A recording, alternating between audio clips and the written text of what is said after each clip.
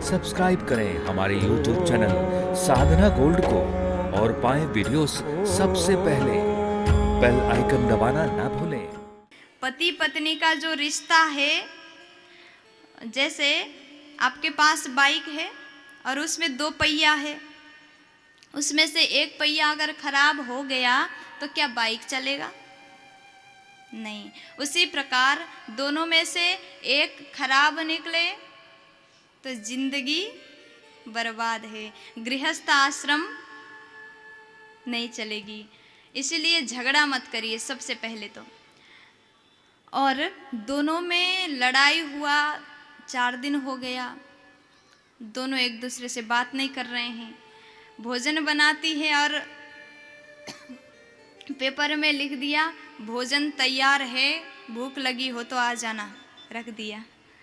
और देवी जी चली गई और पतिदेव ने देखा लेटर पड़ा भोजन तैयार है, चला गया और भोजन कर लिया, खाना खा लिया। उसके बाद सो गए और ऐसे 4-5 दिन हो गया।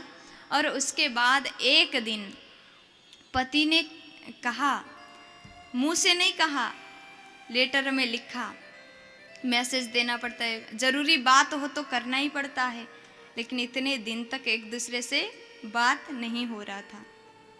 तो उसने लिखा सोते वक्त, कल सुबह 5 बजे ट्रेन है और मुझे जगा देना 4 बजे, नहीं तो गाड़ी छूट जाएगी। और रख दिया, टेबल में रखा और पतिदेव सो गए। और थोड़ी देर बाद पत्नी भोजन करके आ गई, वहाँ पर पर्चा रखा हुआ था, उठाया और पढ़ लिया, कल सवेरे ट्रेन है 5 बजे का और मुझे 4 बजे जगा देना।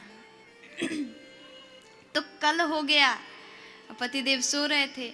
अब पत्नी 4 बजे उठ गई, पेपर निकाला और लिखा 4 बज गया है, आप जल्दी से उठ करके स्नान करिए, तैयार हो जाइए और भोजन भी तैयार है, खा करके चले जाना। आपकी आज्ञाकारिणी धर्मपत्नी कमला। और रख दिया और वो चली गई, सोने लगी। अब क्योंकि 4 ही बजा था, देवी जी सो गई। और सुबह हुआ, पति का आंख खुला तो घड़ी देखते हैं तो बज गया था 8।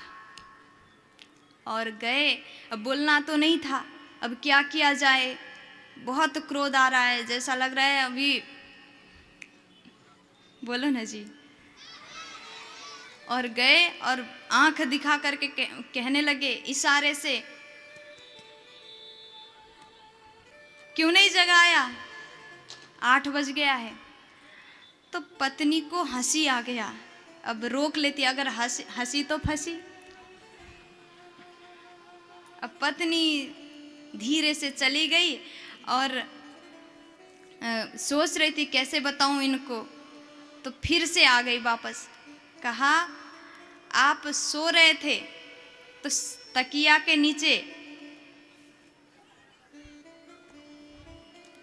नीचे रखा है।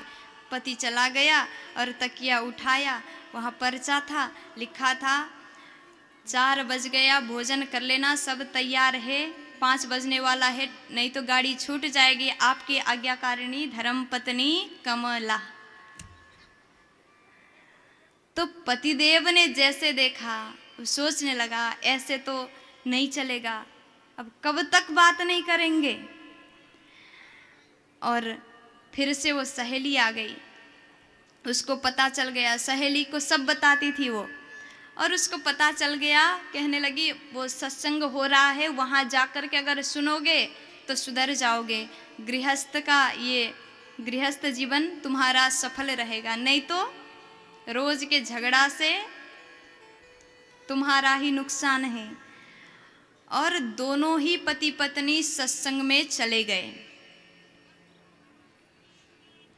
और जैसे सत्संग में चले गए, गुरुजी ने कहा अगर जीवन की गाड़ी चलानी है तो दोनों को हमेशा अपने मन में अभिमान नहीं लाना चाहिए, जब तक प्रेम ना हो तब तक जीवन व्यर्थ है। बड़ा सुंदर उपदेश दे रहे थे। सुन कर के लगा कि हाँ, हम लोग गलत रास्ते पे चल रहे हैं, हमें सुधरना चाहिए। और घर गए, कहा था अगर मन में अहंकार हो तो जीवन की गाड़ी सफल नहीं है। घर में चले गए, पति ने सोचा अब तो बात करना पड़ेगा, अब पत्नी ने सोचा बात तो करना है, लेकिन शुरू कौन करें? दोनों के मन में ईगो है। अगर मैं शुरू करूंगी तो मैं छोटी हो जाऊंगी। पति सोचने लगा अगर मैं शुरू करूंगा तो मैं छोटा हो जाऊंगा। और ठंड था, सर्दी में, गांव में पहले के ज़माने में वो लकड़ी जला करके ऐसे हाथ को सिकाते थे। आग बीच में है, दोनों पति पत्नी ऐसे कर रहे हैं, सेक रहे हैं। तो पतिदेव बैठे हुए थे और वो अंगारा बोलते हैं ना, वो एक छोटा सा अंगारा उनके कुर्ता में लग गया।